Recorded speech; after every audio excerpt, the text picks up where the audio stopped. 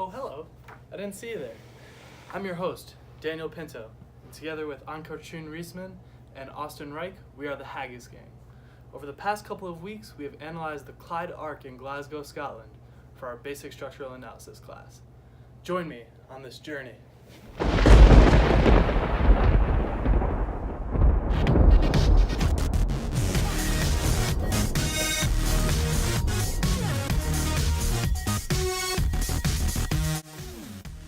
Moving on to the selection process and a couple general facts.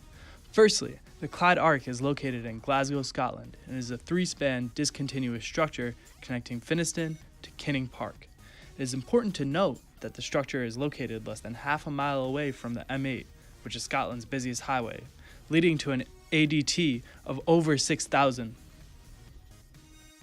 The Clyde Arc was built as a representation of the increased effort to redevelop some of the southern parts of the city, providing an iconic gateway to the northern parts.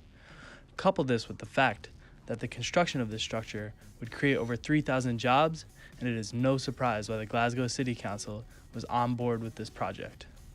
Then, just to provide a little brief timeline, in 2000 the project was advertised, 2003 planning permissions were granted, 2005 construction began, and in 2006 the Clyde Arc was completed. Moving on to the load path, the Clyde Arc is a steel bowstring asymmetrical tied bridge. And so what that means for us is that the load path is as follows. First, the load starts on the deck. Then it's transferred through the steel girder system, then transferred up through the cables, into the arc, down to the piers, and eventually down to the foundation. Now, in order for us to complete our calculations, we had to make a couple assumptions in order to idealize this situation. Doing that, we focused on the main deck of the bridge, which has a length of 96 meters and a width of 21.3 meters, which we divided into 4 notional lanes of 5.325 meters. And so, per the BS 5400 standards, 3701 and 2101, we were able to calculate our live loading and dead loading. Additionally, we assumed an area load, making our calculation a bit easier. And as you can see, we divided the deck area into 14 parallelograms of equal area applied at each cable end. Additionally, we assumed equal distance on the arch between each cable on its respective side. For example, when you're looking at it from the north, you can see each of the 7 cables are spaced evenly. Our last assumption was that moment was 0 at the top of the arch for equation's sake.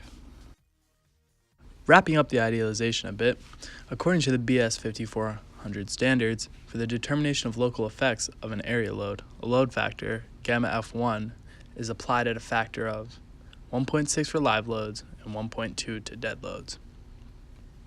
Additionally, we applied the additional load factor, gamma F3, which is used to obtain design load effects for extreme and normal loading scenarios.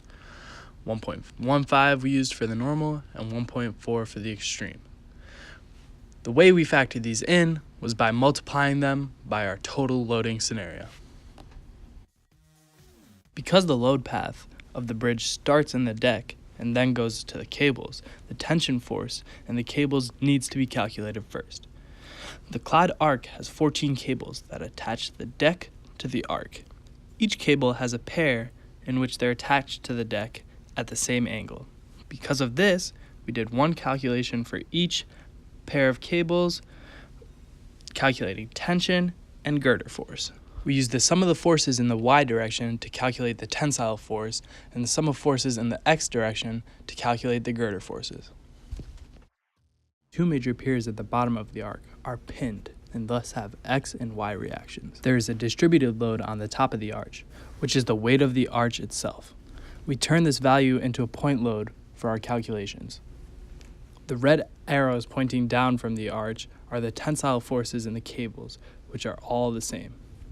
As previously mentioned, there is a hinge at the center of the arc to represent 0 moment.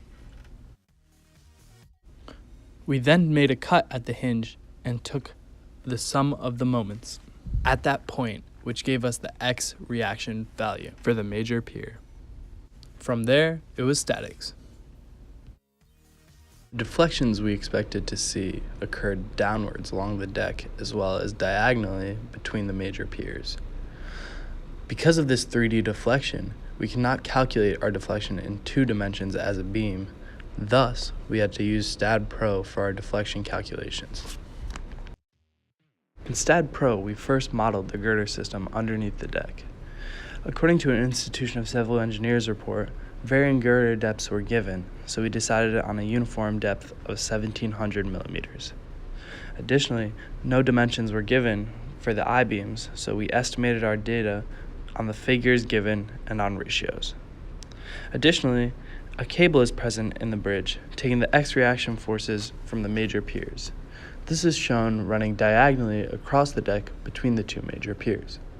Originally, we wanted to run the analysis using only the major piers. However, the program would not do this, so we added in the minor piers, assuming the presence of only Y reactions.